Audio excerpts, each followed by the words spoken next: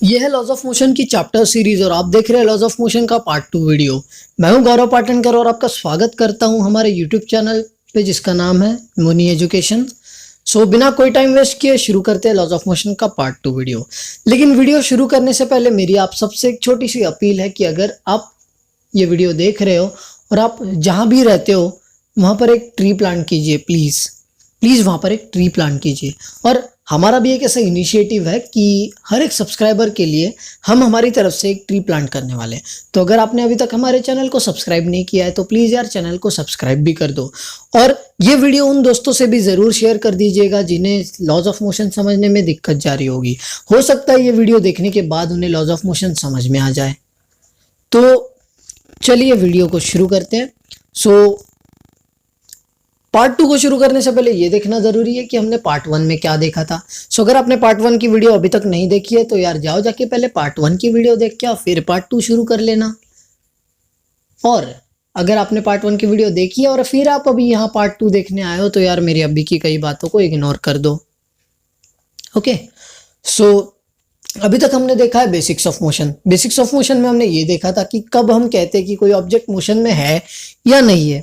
तो वो कब है और कब नहीं है ये आप जानते हो अगर आप पार्ट 1 देख के आए हो तो। ओके, हमने बाद में देखा था डिस्टेंस और डिस्प्लेसमेंट, इन दोनों चीज़ों के बारे में। फिर हमने बात की थी स्पीड और वेलोसिटी के बारे में। इन सारी चीज़ों के बारे में हम पहले भी बात कर चुके हैं, अभी बात नहीं होगी उनके बारे में, ना होना ही बेहतर है। फिर हमने एक एग्जाम्पल देखा था, जो एग्जाम्पल मैंने साइंस क्लास 9th की महाराष्ट्र स्टेट बोर्ड की टेक्स्ट बुक से लिया था, तो आप वहाँ पे जाकर के देख सकते हो। और आखिर में हमने देखा था स्केलर्स और वेक्टर के बारे में। हमने काफ़ी बात की थी उन दोनों के बारे में, स्केलर्स और वेक्टर्स। अभी हम देखते हैं पार्ट 2 में। Let's get into part 2। हम पहले देखेंगे कि क्या इफेक्ट होता है वेलोसिटी पे स्पीड और डायरेक्शन का। बेसिकली जब स्पीड और डायरेक्शन एक साथ में आते हैं तब बनती है वेलोसिटी। सही है ना? हाँ सही है। प्रैक्टिकली सोचना, अगर आप साइकिल बाइसिकल या गाड़ी चला रहे हो और आपकी स्पीड बहुत तेज है और आपको अभी टर्न करना है आगे से, तो आप क्या करोगे? ये आपके ऑप्शन है आपके स्क्रीन पर। सीधे टर्न ले लो, कोई जरूरत नहीं है कोई स्पीड कम करने की या किसी और की। ऑप्शन बी, स्पीड कम करनी पड़ेगी नहीं तो आपको पता है क्या होगा।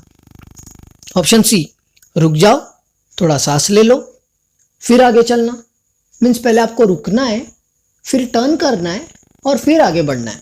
और ऑप्शन डी, इनमें से कोई नहीं।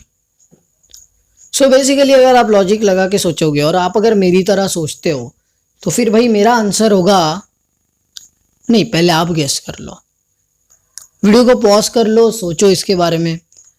और यार मैं भी तो गलत हो सकता हूँ, मैं भी जो आंसर देने वाला हूँ वो भी गलत हो सकता है, वैसी बात नहीं है। इसलिए तो अगर आप मेरी तरह सोचते हो तो इसका आंसर होगा बी, आपको स्पीड कम करनी पड़ेगी।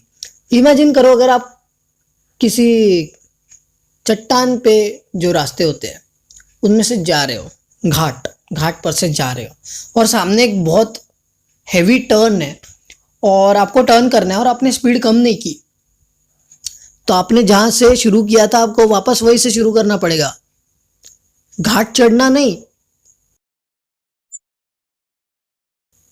वो आप समझ लो यार। लॉजिकली आपको स्पीड कम करनी पड़ेगी अगर आपको डायरेक्शन चेंज करनी है तो। ये इफेक्ट होता है वेलोसिटी पे। ओके, मतलब अगर आपकी स्पीड ज़्यादा है तो आपकी डायरेक्शन अच्छे से चेंज नहीं हो सकती या फिर आपको चाहिए वैसी। अगर आपको आपकी डायरेक्शन चेंज करनी है तो ये ज़रूरी है कि आपकी स्पीड उतनी होनी चाहिए जितनी उस डायरेक्शन को ज़रूरी है।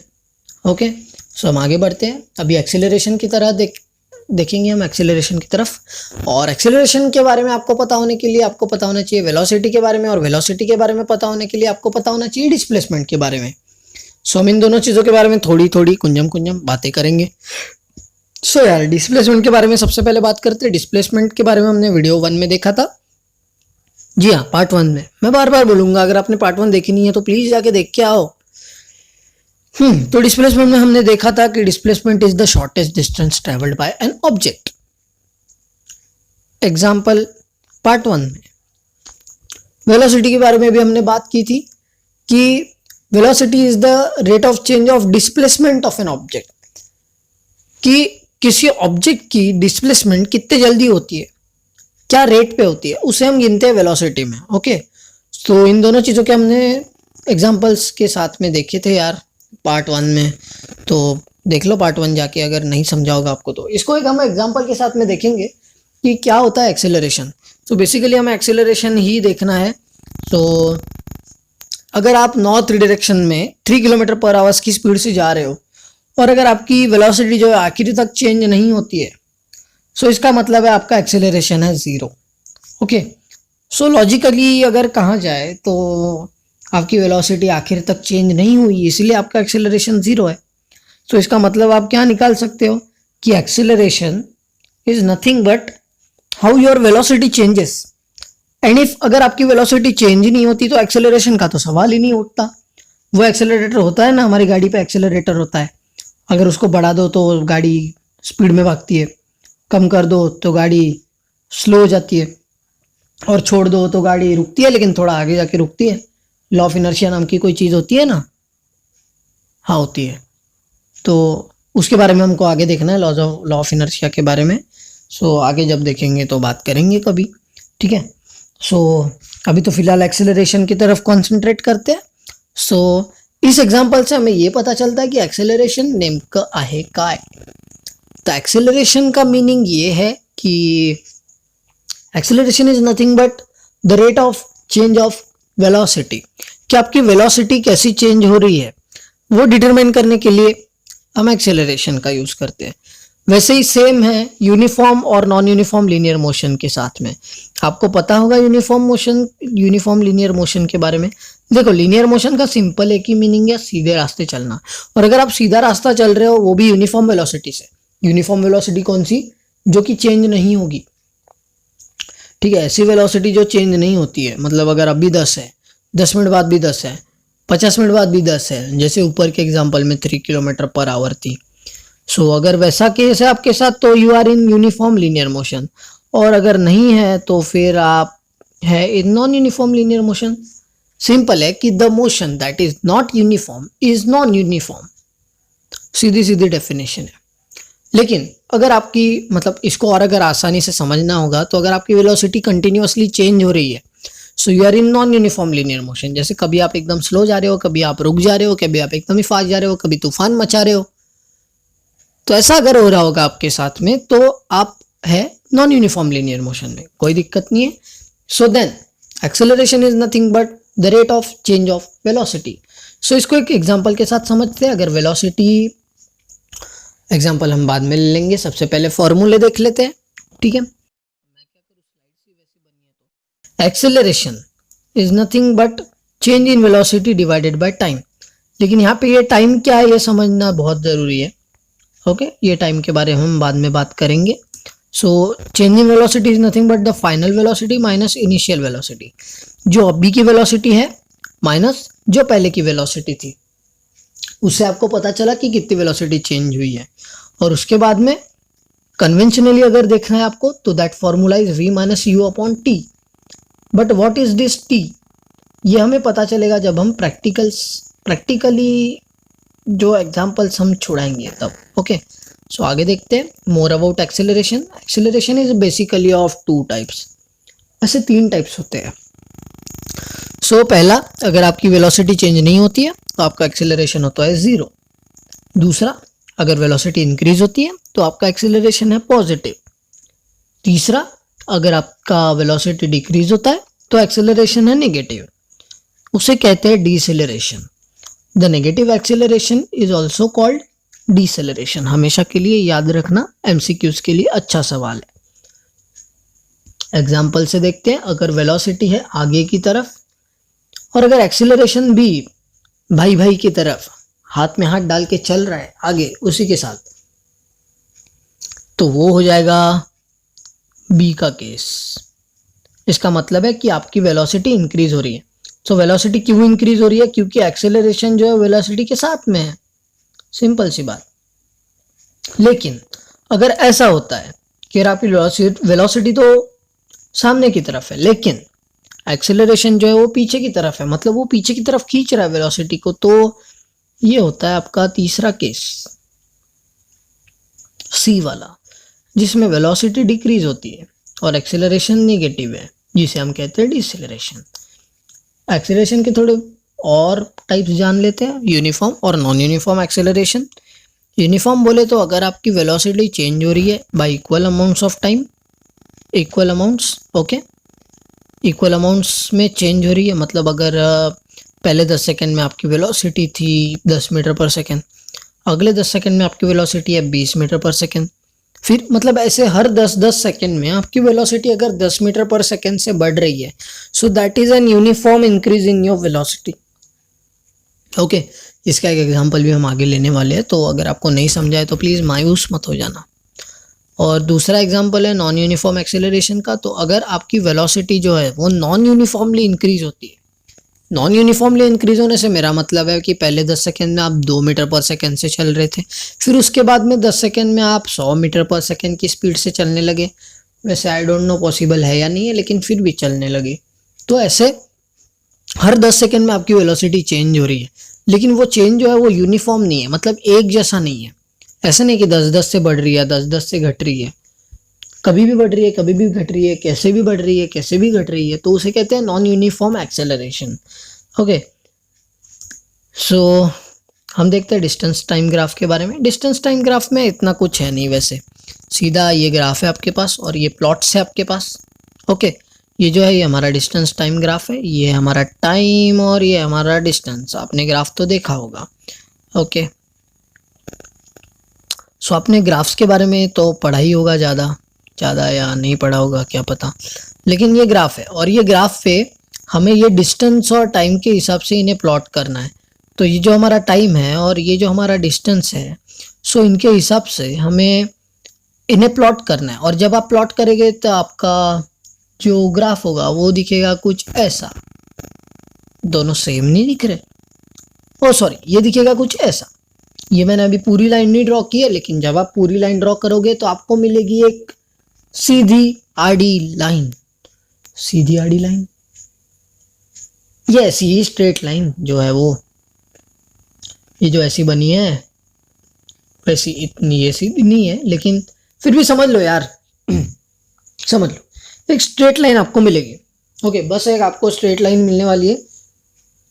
सो यही है कि अगर आप ग्राफ लोगे और कुछ ऐसे प्लॉट्स लोगे, लेकिन अब आप ये सोचोगे कि स्ट्रेट लाइन क्यों।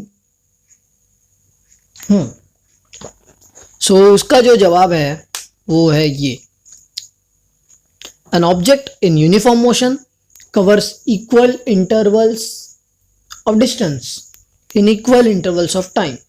ओके, तो इसका मतलब क्या है, देखो सबसे पहले टाइम जब था 0 से 10 पहुंचा तो वो 0 से 15। ओके, मतलब यहाँ से जब आप नीचे नीचे नीचे नीचे जाओगे तो आपको ये पता चलेगा कि 0, फिर 15, फिर 30, फिर 45। इसका मतलब है हर 10 सेकंड के इंटरवल पर 15 मीटर्स का डिफरेंस है। तो मतलब वो हम ऐसा मान सकते हैं कि हर 10 सेकंड वो 15 मीटर्स जा रहा है, मतलब 15 मीटर्स डिस्टेंस कवर कर रहा है। तो वो इक्वल डिस्टेंस कवर कर रहा है 15-15 in equal intervals of time. Thus, the graph between the distance and time is a straight line. तो जब भी ऐसा होता है कि डिस्टेंस भी इक्वल होता है और टाइम इंटरवल भी इक्वल होता है, तो तब जो ग्राफ है वो हमेशा एक स्ट्रेट लाइन होती है, ये ऐसी सीधी वाली आड़ी लाइन। ओके, सो आगे देखते हैं। आगे भी डिस्टेंस टाइम ग्राफ है, लेकिन नॉन यूनिफॉर्म मोशन के लिए, और वो वैसा ही है जैसे हमने पिछली स्लाइड में देखा था। तो वो है आपके लिए होमवर्क, लेकिन वो करना है ते ट्राय करायचं आहे तुम्हाला। ओके, और देखना भी है कि उन दोनों ग्राफ्स में कुछ डिफरेंस है या नहीं, या क्या डिफरेंस है वो देखो और मेरे को कमेंट में बताओ। मुझे कमेंट में बताना जाके, ठीक है। आत्मनिर्भर बनो यार, लेकिन मेरी वीडियोस देखना यार। ओके, ठीक है, आत्मनिर्भर बनो, आत्मनिर्भर। हाँ, तो वैसे ही वेलोसिटी टाइम ग्राफ से हमारे पास, ये हमारा वेलोसिटी टाइम ग्राफ। और a train is moving with a uniform velocity of 60 kilometre per hour for 5 hours. अब आप देखो, ट्रेन की स्पीड थी 60 किलोमीटर पर आवर और वो 5 घंटे तक उतनी ही थी। सो अब ये यूनिफॉर्म मोशन हो गया, ओके, यहाँ पे दिया है उन्होंने, ये यूनिफॉर्म मोशन हो गया।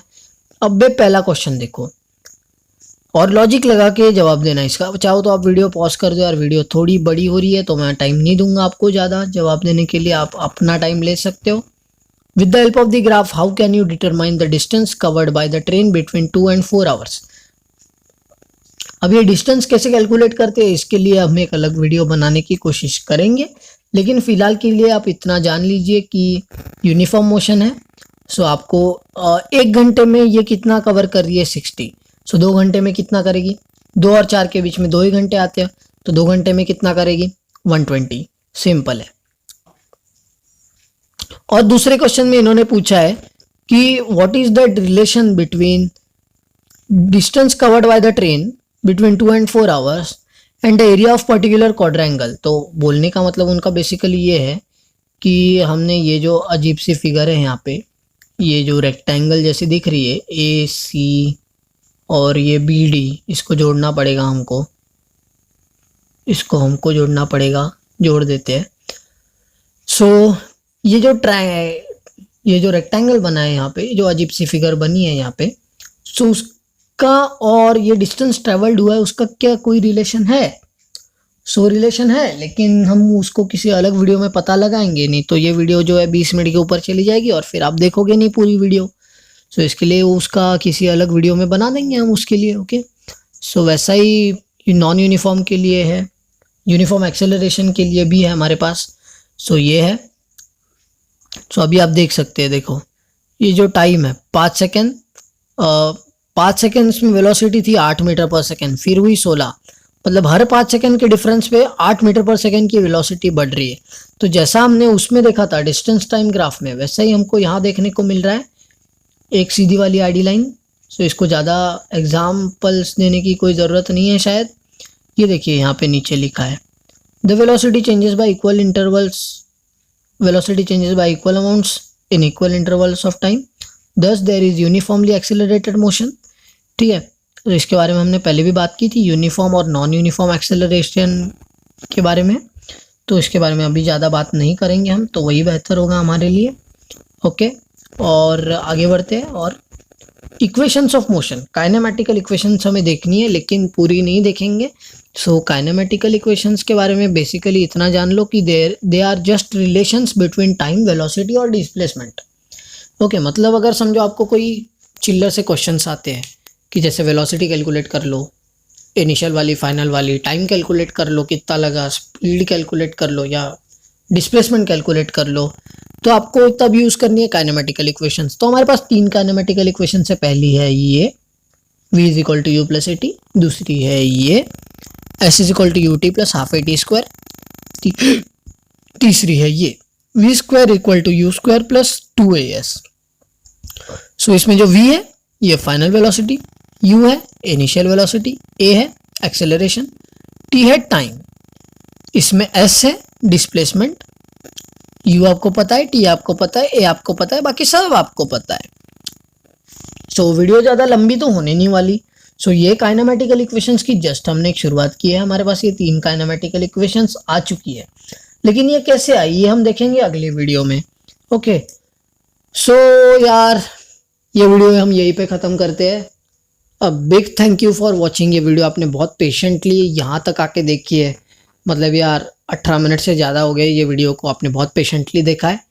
यही बताता है कि आप कितने डेडिकेटेड हो। और बाकी यार सेफ रहो यार, कोरोना से बच के रहना, खुद का ख्याल रखना, और ये वीडियो को शेयर भी कर देना आपके दोस्तों को जिन्हें लॉज ऑफ मोशन समझने में दिक्कत जा रही है। तो आप सुन रहे थे मुझे यानी गौरव पाटनकर को, और मिलते हैं हम अगली वीडियो में या अगले लॉज ऑफ मोशन के पार्ट